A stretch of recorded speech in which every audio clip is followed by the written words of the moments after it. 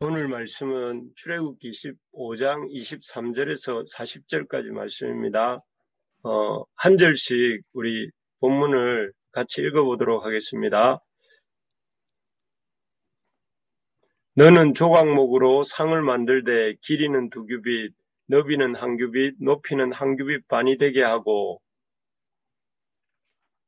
순금으로 싸고 주위에 금띠를 두르고 그 주위에 손바닥 넓이만 한 턱을 만들고 그 턱 주위에 금으로 태를 만들고 그것을 위하여 금고리 넷을 만들어 그 네 발이 네 모퉁이에 달 때 턱 곁에 붙이라. 이는 상을 맬 채를 꿰 곳이며 또 조각목으로 그 채를 만들고 금으로 싸라. 상을 이것으로 밀 것이니라. 너는 대접과 숟가락과 병과 붓는 잔을 만들되 순금으로 만들며 상 위에 진설병을 두어 항상 내 앞에 있게 할지니라. 너는 순금으로 등잔대를 쳐 만들되 그 밑판과 줄기와 장과 꽃받침과 꽃을 한 덩이로 연결하고 가지 6을 등잔대 곁에서 나오게 하되 다른 세 가지는 이쪽으로 나오고 다른 세 가지는 저쪽으로 나오게 하며 이쪽 가지에 살구꽃 형상의 잔색과 꽃받침과 꽃이 있게 하고 저쪽 가지에도 살구꽃 형상의 잔색과 꽃받침과 꽃이 있게 하여 등잔대에서 나온 가지 6을 갖게 할지며 등잔대 줄기에는 살구꽃 형상의 잔넥과 꽃받침과 꽃이 있게 하고 등잔대에서 나온 가지 6을 위하여 꽃받침이 있게 하되 2가지 아래에 한 꽃받침이 있어 줄기와 연결하며 또 2가지 아래에 한 꽃받침이 있어 줄기와 연결하며 또 2가지 아래에 한 꽃받침이 있어 줄기와 연결하게 하고 그 꽃받침과 가지를 줄기와 연결하여 전부를 순금으로 쳐 만들고 등잔 7을 만들어 그 위에 두어 앞을 비추게 하며 그 불집게와 불똥 그릇도 순금으로 만들지니 등잔대와 이 모든 기구를 순금 1달란트로 만들되 너는 산과 이 산에서 내게 보인 양식대로 할지니라. 아멘. 왕이신 하나님의 임재 앞에서 사는 삶, 이런 제목으로 우리 오늘 말씀을 나누겠습니다.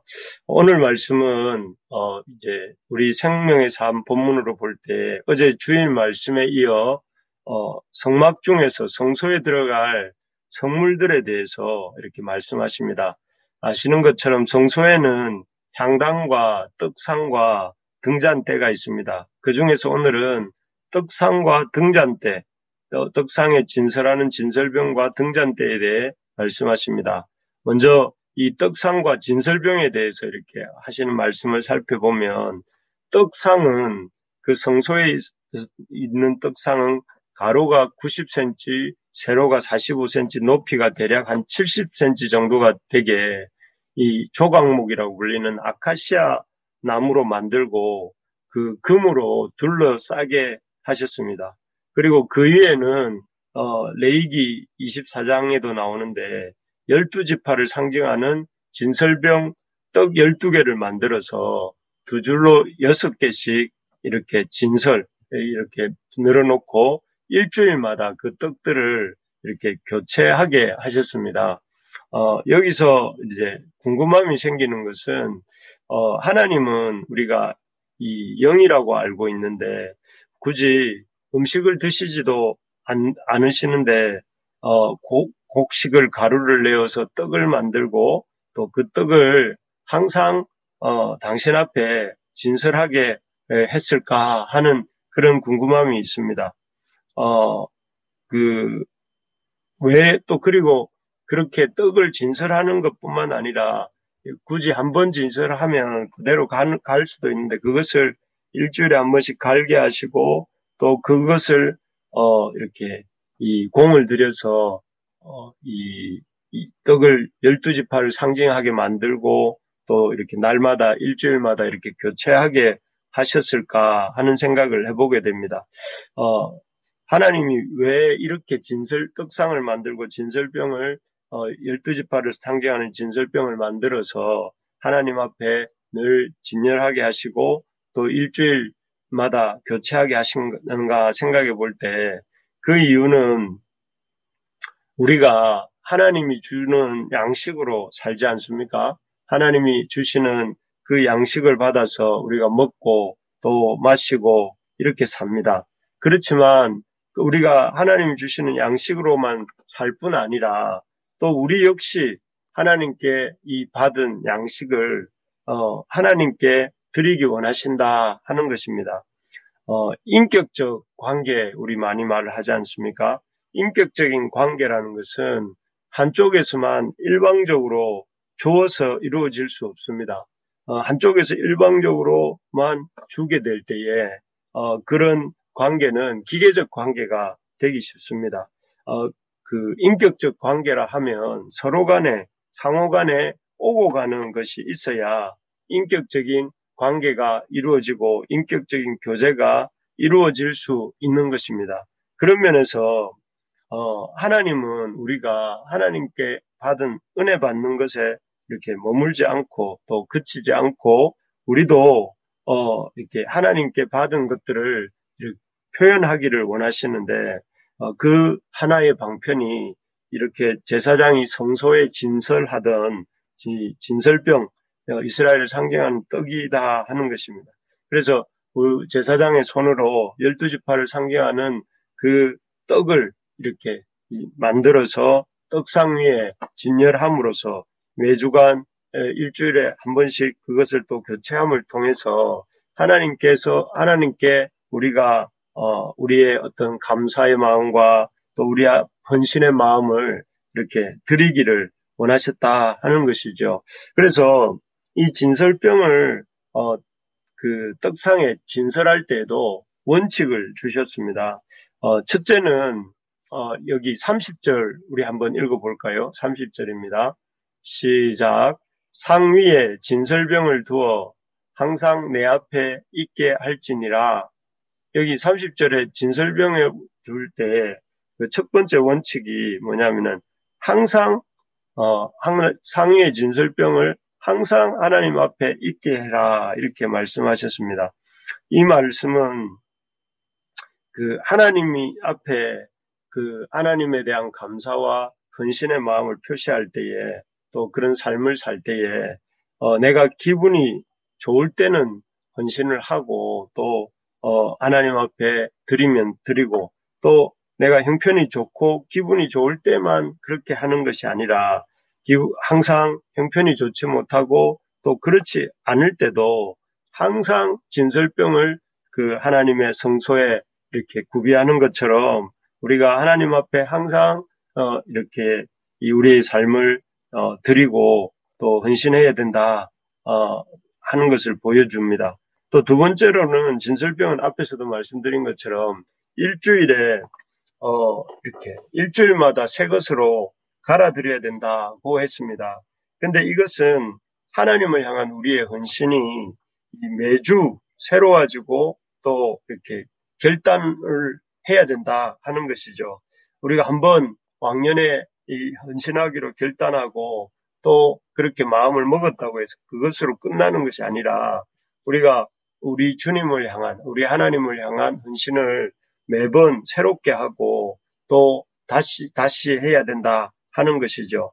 그렇지 않으면 우리가 헌신하는 것이 아니라 오히려 우리 하나님 앞에 우리가 다른 헌신하는 일들을 사람들을 힘들게 할 수 있다 하는 것이죠. 매주 우리가 일주일에 한 번씩 개인적인 처소에서도 예배를 드리지만 매주 함께 모여서 예배를 드리지 않습니까? 일종의 우리의 진설병을 주님 앞에 드리는 것입니다. 그래서 우리의 헌신을 새롭게 하는 것이죠. 그래서 바라는 것은 우리가 주일날 드리는 예배가 우리의 헌신을 새롭게 하고 하나님을 향한 감사의 마음이 새로워지는 그런 은혜의 시간이 되기를 바랍니다. 세 번째로 이렇게 그 진설병을 진설하는 원칙은 곡식을 갈아서 만든 고운 가루와 떡으로 이렇게 이 진설병을 드려야 했다 하는 것입니다. 소재죠. 일종의 소재인데, 소재는 그 곡식을 빻아서 아주 고운 가루를 만들어서 이렇게 드리는 제사였습니다. 그래서 이것을 고운 가루로 낸 것을 떡을 만들어서 하나님의 그 떡상 위에 진설할 때 이것이 상징하는 것은 자신을 깨뜨리고 부인하여서 드리는 그런 제사가 되어야 된다 하는 것이죠. 그래서 우리가 정말로 하나님 앞에 이렇게 온전히 깨어져서 자기가 부인되어지면서 이렇게 하나님 앞에 드려져야 된다 하는 것을 이 진설병이 우리에게 보여주는 것입니다. 정말로 우리 부르심의 교회 가족들이 주님 앞에 이렇게 드려지는 진설병처럼 항상 하나님 앞에 드려지고 또 매주 새롭게 드려지고 또 우리 자신을 깨뜨려서 고운 가루처럼 주님 앞에 헌신할 수 있는 우리 모두가 될 수 있기 바랍니다. 그래서 우리의 삶이 주님 앞에 드려지는 이렇게 떡상에 위에 놓여진 진설병처럼 주님의 은혜에 항상 반응하고 또 그 주님이 이 주님께 드리는 헌신을 날마다 새롭게 하고 또 우리 주님 앞에서 이 온전히 우리를 깨뜨려서 드리는 우리가 될 수 있기를 소망합니다. 두 번째로 성소의 성물 중에 이 등잔대에 대한 설명이 나옵니다. 등잔대는 31절에 보면 우리 31절을 한번 같이 읽어보겠습니다. 시작. 너는 순금으로 등잔대를 쳐 만들되 그 밑판과 줄기와 순금으로 등잔대를 쳐 만들되 그 밑판과 줄기와 장과 꽃받침과 꽃을 한 덩이로 인하고 여기에 보면 그 등잔대를 어떻게 만드는가 순금으로 이렇게 쳐서 만들으라고 되어 있어요. 보통 이렇게 주물로 어떤 틀을 만들고 거기에다가 센 물을 물을 부어서 이렇게 틀을 그 형상을 만드는데 그렇게 하지 않고 이 등잔대는 아주 이렇게 순금 한 달란트를 쳐서 이렇게 아주 만드는 것입니다. 그래서 이게 보통 쉬운 일이 아니죠. 어려운 과정을 이렇게 거쳐야 될 수 있는 것인데 계속 때려서 만들어야 되니까요. 그런데 그렇게 만드는데 형상은 살구꽃 형상. 여기 보면 그 33절에 보면 이쪽 가지에 살구꽃 형상의 잔색과 하면서 살구꽃 형상으로 만들어서 가운데 가지를 중심으로 이렇게 양쪽으로 세 가지씩 그래서 이쪽으로 세 가지, 오른쪽 세 가지, 왼쪽 세 가지 해서 이 7가지가 되도록 만들었습니다. 그리고 이 등잔대를 놔두었던 위치는 계속 말씀드리는 것처럼 그 성소에 그 창이 없는 성소를 비추는 역할을 하도록 등잔대를 만들었습니다.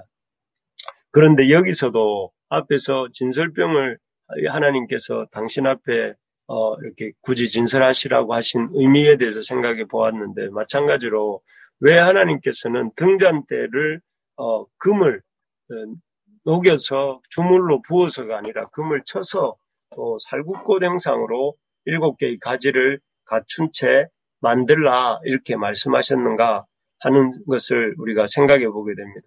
왜 하나님은 굳이 많은 방법이 있는데 쳐서 그리고 또 여러 가지 형상이 있는데 살구꽃 형상으로 또 많은 다른 숫자가 있는데 7개의 가지를 갖춘 채 만들라고 하셨는가 하는 것들을 생각해 볼 때 먼저는 살구꽃 형상으로 이렇게 만들게 하신 이유는 이 이스라엘에서 이 살구꽃이라는 것은 우리에게 매화나 벚꽃처럼 봄이 지나가고 겨울이 지나가고 봄을 왔다는 것을 가장 먼저 알리는 꽃이 살구꽃이라고 합니다. 그래서 이스라엘 사람들은 살구꽃을 생각할 때 그 의미를 새로운 생명 또는 영생을 상징하는 꽃이라고 생각하는 꽃이 이 살구꽃입니다. 그래서 이 성소의 등잔대를 살구꽃으로 만들게 함으로써 그 우리 하나님께 영생과 새로운 생명, 새로운 소망을 갖게 하시는 그런 의미가 있습니다. 그래서 성소에서 밝게 이렇게 켜져 있는 등잔대를 볼 때마다 하나님에게 영생이 있고 하나님이 우리에게 소망을 주신다 하는 것을 이렇게 보여주시는 것이죠.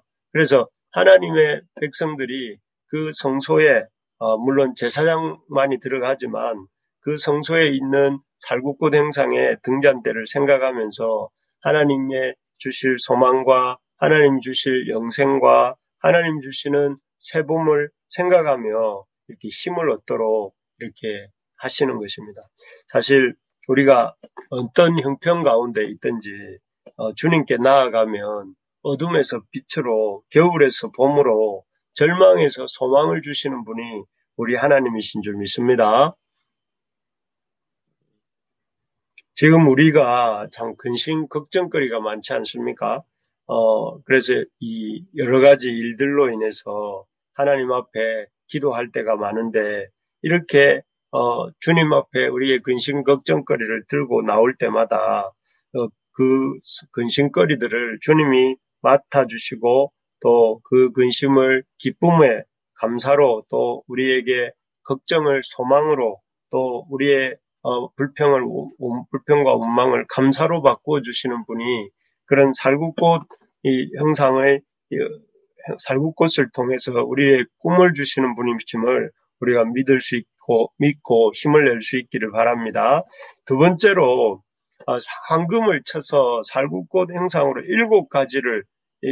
7가지의 등잔대를 만드신 이유가 뭔가 하는 것을 생각해 보는데 사실 이것은 신약과 연관해 보면 이해가 쉽습니다. 이 살구꽃 형상의 등잔대는 사실 신약 성경 계시록 1장 12절 13절에 보면 7 촛대 사이를 그 사도 요한이 밤모섬에서 보았던 환상 가운데 보았던 예수님 부활하신 주님의 형상과 닮아 있습니다. 거기에 보면 부활하신 주님께서 7 촛대 사이를 거니시고 계시는 모습이 나오고 또 그 7 촛대의 모양이 바로 이 성소에 있었던 7가지의 등잔대를 가지고 있었던 7가지의 살구꽃으로 되었던 등잔대를 보게 되는 것입니다. 그리고 또 이 녹여서 만들지 아니하고 때려서 만들었다 하는 금 한 달란트로 때려서 만들었다고 하는 그 살구꽃 형상의 등잔대도 사실은 그 생애 동안 수없이 많은 고난을 받으시고 그 고난을 통해서 우리에게 빛을 던져주신 그 주님의 생애를 이렇게 암시하는 그런 모습이라고 할 수 있죠. 그래서 이것을 통해서 살구꽃 형상의 그 금으로 된 하나의 금으로 되어 있는 그 등잔대를 통해서 우리에게 장차 이렇게 오시게 될 예수님과 또 그 예수님이 그 7가지로 상징되는 주님의 교회를 또 보살피고 또 인도해 가실 그 주님의 일들을 이렇게 우리에게 암시하여 주시는 것이 바로 성소에 있었던 이 7 등잔대라고 할 수 있습니다. 이것을 통해서 우리는 우리의 그 갈 길을 인도하시고 또 우리의 주님이 되실 우리 예수님에 대해서 이렇게 그 등잔대를 통해서 이렇게 보게 하신 것이죠. 정말 그렇습니다. 우리 주님은 우리를 이 등잔대가 그 어두운 성소를 밝히는 것처럼 우리의 갈 길을 밝혀주시고 또 계시록에 나오는 7 촛대 사이를 거닐었던 주님께서 7 교회를 이 땅의 모든 교회를 보살피고 돌보신 것처럼 우리를 돌보시고 인도하시는 그런 분이신 것을 우리가 믿을 수 있기를 바랍니다. 그래서 우리 주님께서 우리 인생을 우리에게 이런 소망과 희망을 주실 뿐 아니라 우리를 돌보시고 인도하시는 분이다 하는 것을 가르쳐주는 이 본문이 바로 이 떡상과 진설병 또 살구나무 7가지로 된 등잔대를 통해서 우리에게 주시는 말씀이라 할 수 있겠습니다. 말씀을 맺겠습니다. 오늘은 그 성소에 있는 떡상과 진설병 또 살구나무 7가지로 된 등잔대를 살펴보았습니다. 우리는 이 진설병과 등잔대를 통해서 우리가 하나님 앞에 은혜를 받는 데서 그치지 않고 우리도 그 하나님의 은혜에 반응하여서 우리에게 인격적으로 주님 앞에 우리의 마음을 표시를 해야 되는데 그것이 우리의 하나님을 향한 이 표시는 늘 주님 앞에 헌신하고자 하고 또 늘 주님 앞에 새롭게 헌신하고자 하면서 또 온전히 헌신해야 된다 하는 것을 진설병을 통해서 보았고 또 그렇게 우리가 주님 앞에 헌신할 때에 살구꽃 등잔대를 통해 보여주시는 것처럼 우리에게 영생과 새로운 소망을 주시며 나아가서 우리를 돌보아 주실 것임을 보게 하십니다. 이번 한 주간도 우리의 헌신이 또 우리 주님을 향한 우리의 감사가 새롭게 되어서 기쁨으로 새 마음으로 헌신하면서 주님 앞에 우리를 또 이렇게 은혜로 돌아보시고 보살피시고 우리를 인도해 가실 그 주님을 기쁘게 경험하는 또 감격적으로 만나는 그런 한 주간이 될 수 있기를 주님의 이름으로 축복합니다.